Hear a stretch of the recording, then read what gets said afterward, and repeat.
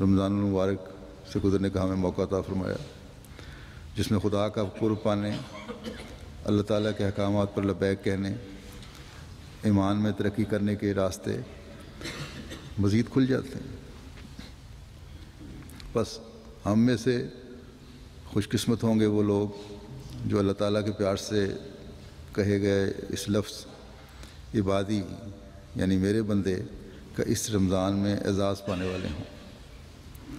ہم ایک شوق، ایک لگن سے اللہ تعالیٰ کے قرب کے حصول کی کوشش کرنے والے ہیں۔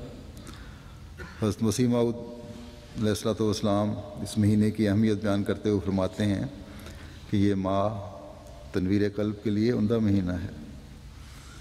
فرمایا صلاۃ تزکیہ نفس کرتی ہے اور صوم تجلی قلب، دلوں کو روشنی بخشنے کے لیے یہ مہینہ بڑا اعلیٰ مہینہ ہے۔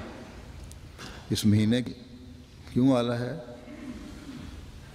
اس کی ذاتی حیثیت تو کوئی نہیں ہے، جس طرح باقی مہینے ہیں 29 یا 30 دن کے، یہ مہینہ بھی ہے۔ مہینہ اس لیے عمدہ مہینہ ہے کہ اس میں دو عبادتوں کے اکٹھا کرنے کا موقع اکٹھا کیا خدا تعالیٰ نے، اور اپنے بندوں کو یہ ادا کرنے کی توفیق عطا فرمائی، یہ موقع دیا ہے۔ آپ فرماتے ہیں تزکیہ نفس سے مراد یہ ہے کہ نفس امارہ کی شہوات سے بودھ حاصل ہو جائے، دوری ہو جائے، اور تجلی قلب سے مراد یہ ہے کہ کشف کا دروازہ اس پر کھلے کہ خدا کو دیکھ لے۔ بس یہ ہمارا وہ مقصود ہے جسے ہمیں حاصل کرنے کی کوشش کرنی چاہیے۔ رمضان میں دو عبادتیں جمع ہو گئیں، جیسا کہ میں نے کہا، نماز بھی اور روزہ بھی۔ بس رمضان میں اپنی نمازوں کی بھی خاص حالت بنانے کی ضرورت ہے، جس سے ایسا تزکیہ حاصل ہو جو نفس کی برائیوں اور شہوات سے اتنا دور کر دے کہ پھر ہم فإنی قریب کی آواز سن سکیں۔ ہماری نمازیں، ہمارے روزے صرف رمضان کے مہینے تک ہی محدود رہنے کے جوش میں نہ ہوں، بلکہ اس نیت سے ہوں کہ جو تبدیلی ہم نے پیدا کرنی ہے اسے دائمی بنانا ہے، اللہ تعالیٰ کے ارشادات پر ہمیشہ لبیک کہنے والا رہنا ہے، اپنے ایمانوں کو مزید سیکل کرنا ہے۔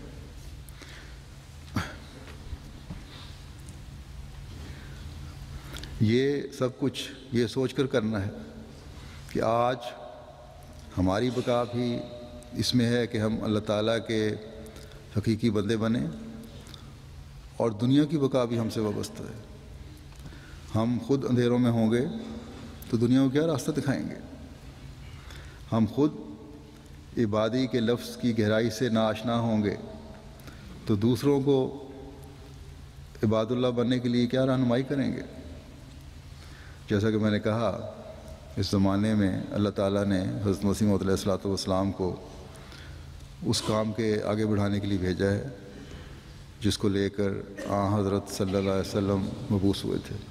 بس جو سوال اللہ کے بندوں نے، ان بندوں نے جو اللہ تعالیٰ کو پانے کی خواہش رکھتے تھے، حضرت صلی اللہ علیہ وسلم سے کیا تھا، وہی سوال آپ صلی اللہ علیہ وسلم کے عاشق صادق سے دنیا نے کیا، اور آپ نے ان کو اصلاح کا طریق بتایا، اللہ تعالیٰ کا قرب پانے کا طریق بتایا، اور ایک جماعت اپنے گرد گرد جمع کر لی۔ اور یہی سوال مومنین کی جماعت سے آج دنیا کا ہے۔ بس مومنین کی جماعت اس وقت اس کا صحیح جواب دے سکتی ہے جب جماعت کا ہر فرد اس معیار کو حاصل کرنے والا ہو جو لبیک کہنے والوں اور ایمان لانے والوں کا ہونا چاہیے، ایمان میں ترقی کرنے والوں کا ہونا چاہیے۔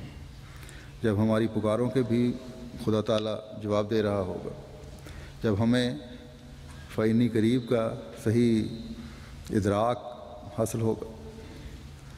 آج دنیا میں ہر جگہ فساد ہی فساد نظر آ رہا ہے، مشرق ہو یا مغرب، مسلمان ممالک ہوں یا عیسائی ترقی یافتہ ممالک، ایک بے چینی نے دنیا کو گھیرا ہوا ہے۔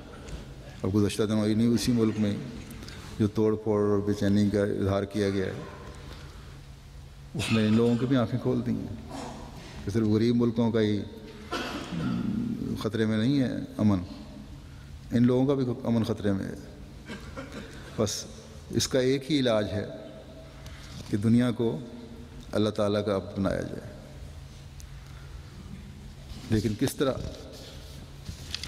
ہمارے پاس تو کوئی طاقت نہیں ہے، اور نہ ہی کسی دنیاوی طاقت کے ذریعے سے خدا تعالیٰ کی پہچان کروائی جا سکتی ہے۔ دنیا کی حالت کو سنوارنے کے لیے صرف ایک ہی طریقہ ہے جو اس زمانے کے امام نے ہمیں بتایا ہے کہ جہاں اس امن کا پیغام پہنچاؤ، وہاں دعاؤں سے اللہ تعالیٰ کی مدد بھی چاہو، دعاؤں کی طرف زیادہ زور دو۔ جہاں کوششیں کرو، وہاں دعاؤں کو کوششوں سے زیادہ انحصار کرو۔ لیکن جیسا کہ پہلے بھی میں نے بیان کیا ہے کہ اللہ تعالیٰ کی مدد اور دعاؤں کی قبولیت انہیں ہی ملتی ہے جو اللہ تعالیٰ کے احکامات پر عمل کرنے والے اور اللہ پر اپنے ایمان کو مضبوط کرنے والے ہیں۔ دعاؤں کی قبولیت کے جو بعض طریق حضرت مسیح موعود علیہ السلام نے ہمیں بتائے ہیں، ان میں سے بعض کو مختصراً پیش کرتا ہوں۔ وہ کون سی باتیں ہیں جن پر لبیک کہلا کر لبیک کہہ کر اللہ تعالیٰ دعاؤں کے سننے، یا لبیک کہلوا کر اللہ تعالیٰ دعاؤں کے سننے اور جواب دینے کا فرماتا ہے؟ وہ کس قسم کا ایمان ہے جو ہدایت کے راستوں کی طرف رہنمائی کرتے ہوئے بندے اور خدا کے تعلق کو مضبوط کرتا ہے؟ ایک شرط جو حضرت مسیح موعود علیہ السلام نے بیان فرمائی ہے، یہ ہے کہ تقویٰ پر چلنے والا ہو انسان، خدا تعالیٰ کا خوف اور خشیت ہر وقت اس کے سامنے رہے، ہر وقت یہ سامنے رہے کہ خدا تعالیٰ مجھے ہر وقت دیکھ رہا ہے، میرا ہر حرکت و سکون اس کے سامنے ہے، میرا کوئی عمل ایسا نہیں ہونا چاہیے جو اللہ تعالیٰ کو ناراض کرنے والا ہو۔ جسمانی اعضاء بھی خدا تعالیٰ کے حکموں کے مطابق عمل کرنے والے ہیں، اور تمام اخلاق اور مخلوق سے تعلق بھی خدا تعالیٰ کے حکموں کے مطابق ہو، اور یہی اصل تقویٰ ہے۔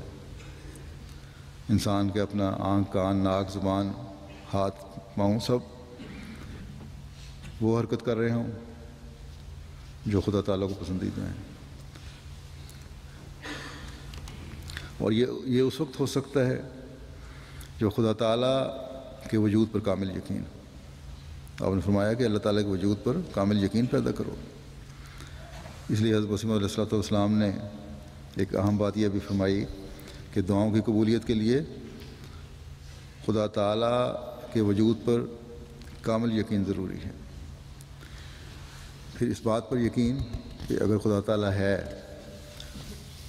اور یہ زمین و آسمان اور یہ کائنات اور تمام کائناتیں اور ہر وہ چیز جس کا ہمیں علم ہے یا نہیں، اس کا پیدا کرنے والا خدا ہے، اور صرف پیدا کرنے والا ہی نہیں، وہ تمام قدرتوں کا مالک بھی ہے، وہ تمام طاقتوں اور قدرتوں کا سرچشمہ بھی ہے۔ وہ قدرت رکھتا ہے